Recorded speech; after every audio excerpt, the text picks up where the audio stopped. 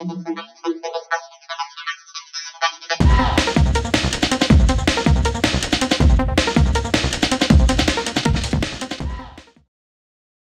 Friends, welcome to Snishal Das blog. আশা করি সবাই তোমরা খুব ভালো আছো আর আমরাও সবাই খুব ভালো আছি। তো চলো, আজকে আমি পার্ট 1 ভিডিওর পরে মানালি পার্ট 2 ভিডিও নিয়ে চলে এসেছি তোমাদের সামনে। তো তোমরা কেউ স্কিপ করো না, ভিডিওটা প্রথম থেকে শেষ পর্যন্ত দেখো, আশা করি তোমাদের খুব ভালো লাগবে। তো চলো, আমরা এখন শিশু বলে একটা ভিউ পয়েন্টের দিকে এগিয়ে যাচ্ছি। তো সেই শিশুতে নিশ্চয়ই অনেকেই জানো যারা মানালিতে এসেছো, তো সেই ভিউ পয়েন্টে যখন স্নোফল হয় তখন তো দেখতে অনেকটাই ভালো লাগে। তো যেহেতু আমরা একটু গরমের দিকে এসেছি, তো সেহেতু এখন স্নোফলটা হচ্ছে না, তো তবে তার ভিউটা আর চারিদিকে সিনারি খুবই সুন্দর। আর শিশু ভিউ পয়েন্টে যেতে গেলে রাস্তার দুপাশে যে দারুণ ভিউ, সেটাও অনেক সুন্দর। তো এই নদীটাও একটা খুব সুন্দর নদী। তো চলো দেখি, আমরা নদীর পাশ দিয়ে এই রাস্তা দিয়ে এগিয়ে চলি আর আমাদের সাথে সাথে তোমরাও চলো, তো খুবই ভালো লাগবে। তো ভিডিওটা কেউ স্কিপ করো না। তো চলো আমাদের সাথে, আমরা সবাই মিলে এখন শিশু ভিউ পয়েন্টে চলে যাই। তো চলো।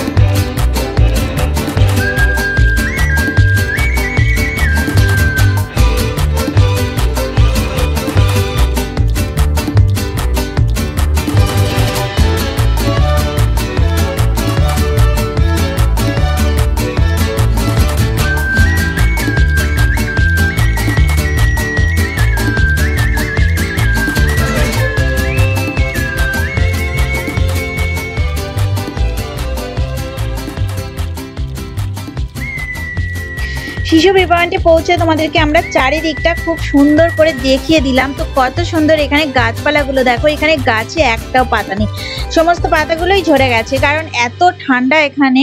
তো এখানে যখন এই গাছের গায়ে উপর বরফ পড়ে, এই পাতার গায়ে, তখন কতটা সুন্দর দেখতে লাগে। ডালের উপর বরফ পড়ে, এখানে তো পাতা নেই, তো গাছের ডালে বরফ পড়লে কত সুন্দর এখানে দেখতে লাগে। তো শিশু ভিউ পয়েন্টের চারিদিকটা তোমাদেরকে দেখিয়ে দিলাম, পাহাড়ের মাথায় মাথায় চারিদিকে কত সুন্দর বরফ পড়ে আছে। আর এইদিকে রাস্তায় যেতে যেতে একটা খুব সুন্দর একটা ঝর্ণা আমাদের চোখে পড়লো। তো আমরা তো না দাঁড়িয়ে থাকতেই পারলাম না, দাঁড়িয়ে গেলাম আর ফটো তুলতে শুরু করে দিলাম। তো অনেকগুলোই পিকচার ক্লিক করে ফটো তুলে নিয়েছিলাম। তো ঝর্ণাটা তোমরা শুধু একবার দেখো, সবাই মিলে আমরা উপভোগ করতে থাকি ঝর্ণা উপর থেকে ঝরে পড়ছে আর তার সৌন্দর্যের রূপটা।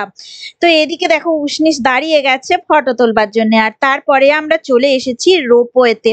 তো রোপওয়ে 3টে টিকিট আমাদের কাটা হয়ে গেছে। এবার আমরা একটা আরো উপরের দিকে, অনেক উপরে ভিউ পয়েন্টে যাব, প্রায় 3000 ফিট সমুদ্র পৃষ্ঠ থেকে উপরে ভিউ পয়েন্টে যাব। আর তারপর আমরা যাব সোলাং ভ্যালিতে। সোলাং ভ্যালিতেও বিভিন্ন অ্যাক্টিভিটি করব। তো পরে যাব, এর পরে সোলাং ভ্যালি যাব, কিন্তু তার আগে আমরা একটা রোপওয়ে চড়ে আমরা যাচ্ছি চলো ভিউ পয়েন্টের দিকে। তো সেইখানে বিভিন্ন রকম ফটো তোলা আর ওপর থেকে দারুণ নিচের দৃশ্যটা দেখতে লাগে। তো চলো, রোপওয়ের টিকিট কাটা হয়ে গেছে, এখন আমরা চলে যাই।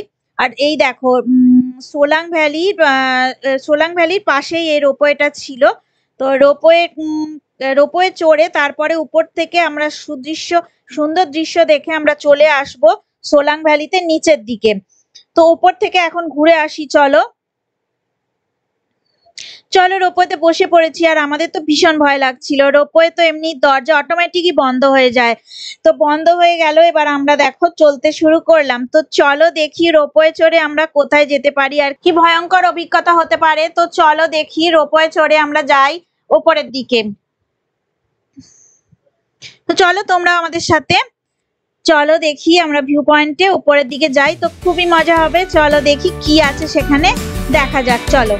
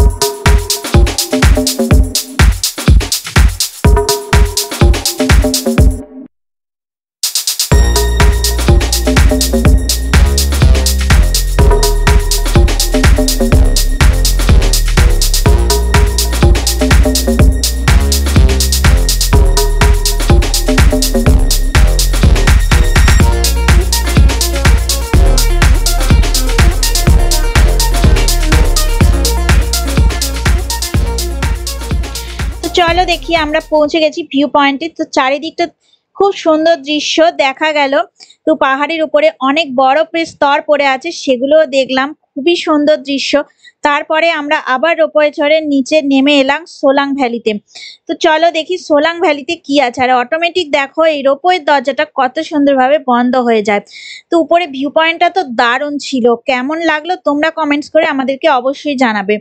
তো খুবই ভয়ঙ্কর অভিজ্ঞতা উপরে রোপওয়েতে চড়ার। এইরকম পাহাড়ে উঠে রোপওয়ে এত উঁচুতে কোনোদিনই উঠিনি আমরা। 3000 ফিট উপরে আমরা রোপওয়ে চড়ে উঠে গেছিলাম। আর রোপওয়ের পথটাও ছিল অনেকটাই বড়, জানো তো, খুবই ভয় লাগছিল ওই জন্যে। অনেকটা বড় পথ অতিক্রম করে অনেকক্ষণ টাইম ধরে আমরা চলে এসেছিলাম। তো প্রায় 15 মিনিট ধরে রোপওয়েতে চড়েছিলাম আমরা। তো কি ভয়ঙ্কর অভিজ্ঞতা তোমরাই বলো একবার। আর রোপওয়ের দরজাটা দেখো এইভাবে অটোমেটিকই বন্ধ হয়ে যায়, দেখতে পেলে তো কিভাবে বন্ধ হয়ে গেল। অটোমেটিক বন্ধ করে দেওয়ার পর এবারে রোপওয়েটা আস্তে আস্তে চলতে শুরু করবে। তো চলো এবার আমরা নিচের দিকে চলে যাই, আবার সেই এক ভয়ঙ্কর অভিজ্ঞতার মধ্যে দিয়ে নিচের দিকে নামতে শুরু করি। তো নেমে চলে গিয়ে আমরা সোলাং ভ্যালিতে চলে গিয়েছিলাম। তো চলো দেখি সোলাং ভ্যালিতে কি আছে আর কি অ্যাক্টিভিটি আমরা সবাই করেছিলাম। তো অনেক কিছু অ্যাক্টিভিটি ছিল। তো সে কি সমস্ত অ্যাক্টিভিটি উষ্ণিস একটু ভয় পাচ্ছিল করবার জন্যে, তাই জন্য আমরা দেখো কি চড়েছিলাম আর কি করেছিলাম সেটা তোমাদের সাথে অবশ্যই শেয়ার করব। তো চলো আমাদের সাথে তোমরা রোপওয়ে চড়ে আমরা এখন চলো নিচের দিকে সোলাং ভ্যালিতে চলে যাই। তো দেখো রোপওয়ে এসে গেছে, পৌঁছে গেছি আমরা। তো রোপওয়ে থেকে এবার আমরা নেমে যাব।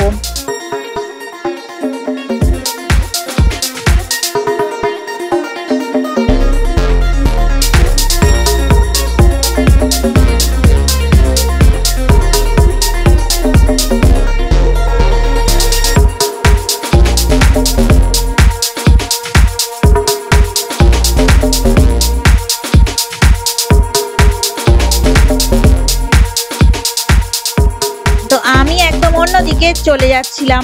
তো এবারে আবার দেখো উষ্ণিসের পাপা আমাকে ডেকে নিল, তো আমি অন্যদিকে চলে যাচ্ছিলাম। আর এই দেখো আমরা চলে এসেছি নিচে সোলাং ভ্যালিতে।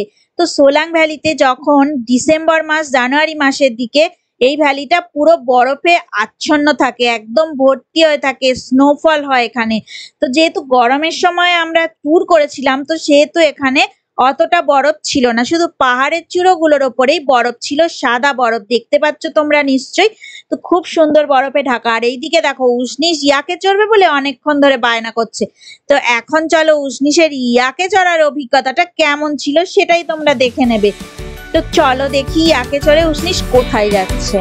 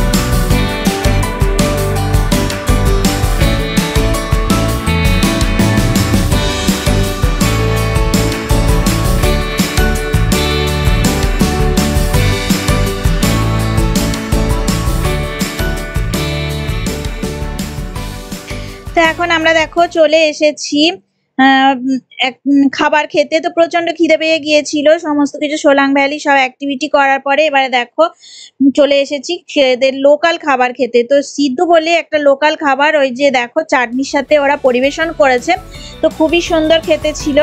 আর আমরা নিয়েছিলাম হোয়াইট চিজ পাস্তা আর মোমো নিয়েছিলাম।